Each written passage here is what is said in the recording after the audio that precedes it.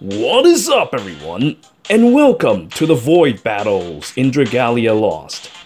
Now, before we begin, there's something important that you need to do. So first, you need to go to Campaign, and you need to go to Chapter 7 and talk to Ronzo.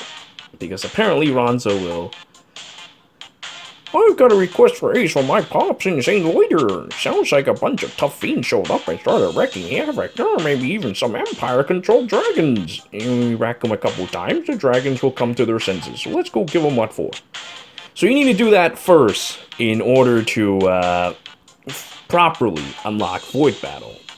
If you just go to Event and then go to Void Battle, you will not be able to access the shop, which is very important. You want to go to the shop.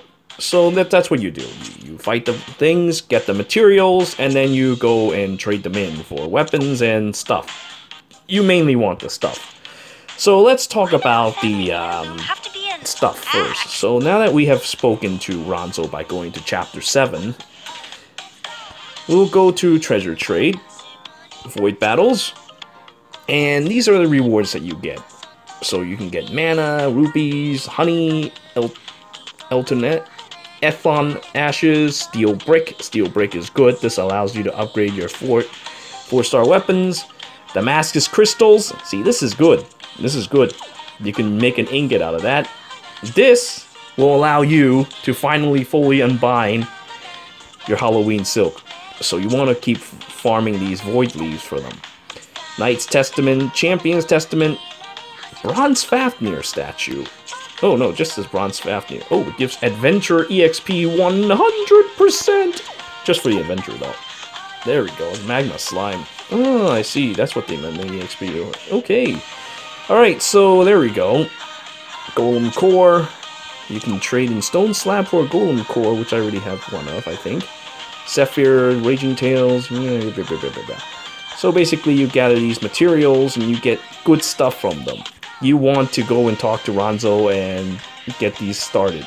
That's the whole reason behind Void Battle. Now, as for the battles themselves, they're a little and the weapons that you can make from them, they're also kind of Let me go and talk about the, let's do the battles first, actually. The battles are a little bit more interesting than the weapons themselves. I'll go and, alright, so first we're going to do a battle against Wandering Shroom, because he's the first guy. I already did some of the battles, and they are, frankly, a little disappointing. But I suppose that's what happens when the difficulty is supposed to be the easy farmable content, bridging to the high dragon content, which, admittedly, I've been clearing for quite some time. Alright, so Wandering Mushroom is light element, so we need to go ahead and get our pal Ieyasu to deal with him. So we're gonna go and all switch to Ieyasu or Boltan, and then we're just gonna go and chop up this mushroom. I like how not long ago these were all lilies, and now they turn into Ieyasus. Now we're gonna go and chop them up. So I feel like this is what's gonna be the new grinding event now because of the rewards that we get. However, the fight being as it is, well, a little unfortunate. But if I group up with randoms, maybe it'll be a little difficult. We shall see. I was in groups the first couple of times, and the groups, oh, ouch. I should have been a little careful. Okay, so the mushroom does 3 dashes, and then he starts spewing his stun spore, I think. I couldn't get my Sakura Flurry out, but I should get it out for the second part. Okay, now this whole map is going to be full of these spores. We're going to roll out of the way. Oop, break them, and now we're going to chop them up. Oh yeah, chop them up, chop them up, chop them up. Sakura Flurry! And now Morishiten comes out, and we call this battle a day. Wait, you can't just roll away. Nonsense. Oh. So he does this 3 times. Oh. Then he starts growing new shrooms. Oh, dude, he's like so small now. He's so teeny tiny now. Oh, now he's dead. Him, along with all his boar friends, are all dead. There you have it, the mushroom boss. He's kind of interesting. He does hit kind of hard, though, so you do want to be careful. I think that he's actually harder than the guy who's supposedly tougher than him. But even then, these battles are kind of, Hey, look, I got a mushroom dagger. Yay! The game glitched and gave me a mushroom dagger. I like the way it looked, too. Okay, alright. Let's do another one with Ieyasu. I feel like I didn't do very well, but as you can see, the moveset is 3 charges. Very important. You need to properly dodge the charges. If you don't, you take chunks of damage. Let's see if I can't do this a little more cleaner than I've been doing.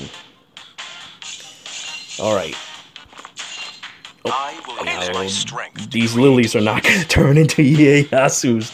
I'm the only Ieyasu, but that might not be a bad thing. These horrible lilies might just freeze them all to death. And then, yeah.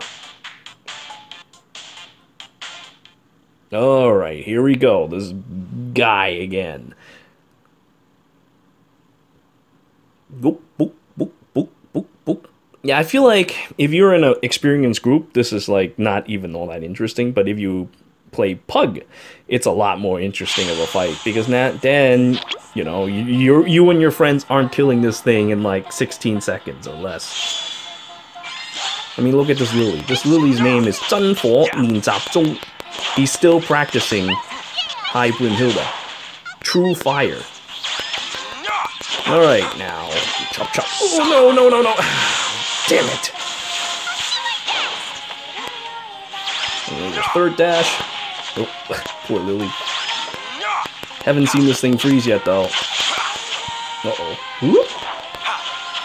Disperse. And now he's shrunk in size. Oh, one of the Lily dies. I'm gonna just do this to get out of the area. Oh, hey, you guys aren't serious. Oh my God, they're all dead. They're all dead. You guys aren't serious. I just realized that they're all dead, and now I'm the only one left. Yeah, this is bad. Chances are the host will give up, and that's the end of that. Oh, well, there you have it. So these fights can be challenging. You just need to find the right group for it to be challenging. Oh God, that's terrible. That's terrible. Alright, we're not going to do another one. I feel like I'm wasting time with this. But as you can see, these fights, while easy in the right group, well, in another set of right groups, they can be kind of challenging. Now, why don't we go and fight the Steel Golem now? I'm going to go ahead and get over there and switch over to my Lily. And this time, my Ieyasus will turn into lilies. Hey, look, this guy's doing the same exact thing. So actually, I'm not sure if he's going to become a Lily, but we'll find out soon enough. I'm so lazy, I'm not even going to switch out of my High Brunhilde stuff. Because I got to use her for High Brunhilde. Oh, look, that Ieyasu turned to Lily instead. It's the other way around now. Like, this cool Japanese guy turned into Ice Lolly. This is the power of the 6 Paths of Pain Plus. Okay, alright, so, yeah. Okay. Well, let's begin our action by fighting this thing. And I know that this thing freezes, and this thing freezes hardcore. So let's go and get started with some... Yeah. Here we go. Hey, where's my Glacial Blossom? Oh my God, the game glitched. I can't even see it. It's okay, yeah, it's not a big deal. I don't need to see this anyway. I can just see him being frozen, and that's more than enough for me. Oh, that's a cute move that you've got there. I can't see any of it. Oh. Adorable, but that will not hit me. Now, freeze! Oh, or don't freeze. Oh, now you freeze. This fight is so silly. Well, like I said, this fight is much easier than the silly mushroom fight we just witnessed. And now... Oh, 32k. Yeah, boy, you're finished. The fact that he can freeze makes this fight so much easier. So much easier. Did I do a good job? Say yes. With a proper group, you finish this in like 10 seconds. Like, seriously, you just break them in half in 10 seconds. Oh, look, I got a big boy. Big boy the dagger. That's cute. You know, I would think that it'd be like a Buster Sword or something. Okay, maybe I can find some horrible group that'll get us all killed. But probably not, because I'm playing Lily and I'll just freeze them, and then no matter how terrible you are, you should be able to hit a standing target, right? Right? So yeah, anyway, so those loot that you see resets monthly. So you want to make sure that you get everything taken care of before the end of the month. Seeing how this is February, we end our month in the 28th. So we have a bit of a problem, you see. We have a bit of a problem where our month ends a little quicker than usual, so we need to get this wrapped up as soon as possible. So people right now are just out farming this as hard as they can. But honestly, if it wasn't for the fact that you get these Damascus crystals and such, and my broken effect still happens. Oh, look, he was gonna roll at me, and I just froze him as he's doing it. See, look, this is what's wrong with this world. This is exactly what's wrong with this world. 3 lilies just taking turns, just freezing this dude to death. Oh. This is what is wrong with this world. Look, you're gonna freeze again. Oh. Oh god, I feel bad. This is Golem abuse, dude. Oh, here it comes. I heard it. I heard it. Oh. Yep. Oh, poor Golem. Ooh, takes 30k. Imagine if I had crit. If I had crit, that would have been 50k damage. You realize this, right, Mr. Golem? Yeah, this isn't much of a fight. Compared to the Shroom, this is not much of a fight at all. Alright, well... Still, we're a bit scammed by the whole 28-day month thing, but honestly, just farm this guy and you'll get what you need. It's really quick. Okay, so now I need to talk about the weapons that you get from this. Now, the weapons is possibly the least exciting part about this whole ordeal. So, in order to go and do so, crafting weapons, there we go. So you can see these weapons that are new, the hefty ingots that allows you to, ooh, guess what? Xian Bane. You get to hit this mushroom a little stronger, but the problem is that it has a base stat of a level 3 sword, and when you do upgrade it, it turns into a 4-star tier 1 sword. So it's got the stats of a tier 1 4-star sword. The only thing you're building it for is to kill mushrooms.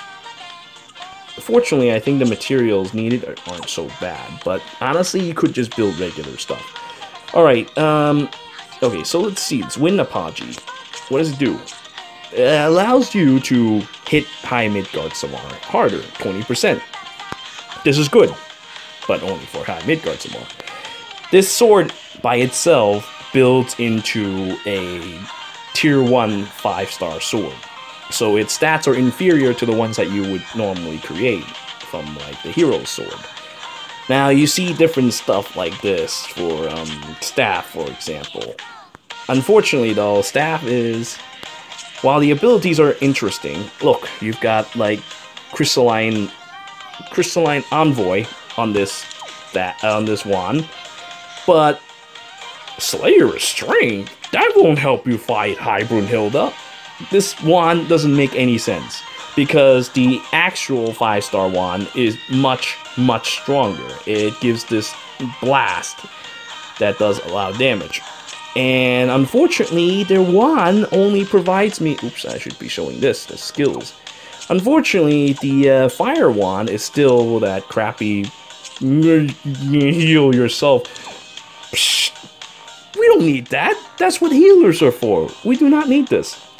You only need this if you're, like, soloing or your healer's screwing up or something, or you need to top yourself off to do the max HP damage, but that's kind of fallen off now. Only a few guys uses that. I don't even think any fire ones do that anymore. Or ever. Sinoa doesn't need it. Sanya doesn't need it. Althemia, I could see using it, but Althemia is dark. So there you have it. These weapons, the problem with them is that they're tied down to high Midgard some more, but they're not even all that great. You already have much better weapons for high Midgard some more, so I highly recommend you to just build the regular stuff. Honestly, these things may be for new players, but I feel like they're just kind of taking resources from new players. These are not really all that great. Okay, so how about this? This is a flame wand, flame staff. This is a little bit better than the 5-star one, but skill haste and skill prep. See, these weapons they give passive effects rather than the active effects that you see from the regular wands.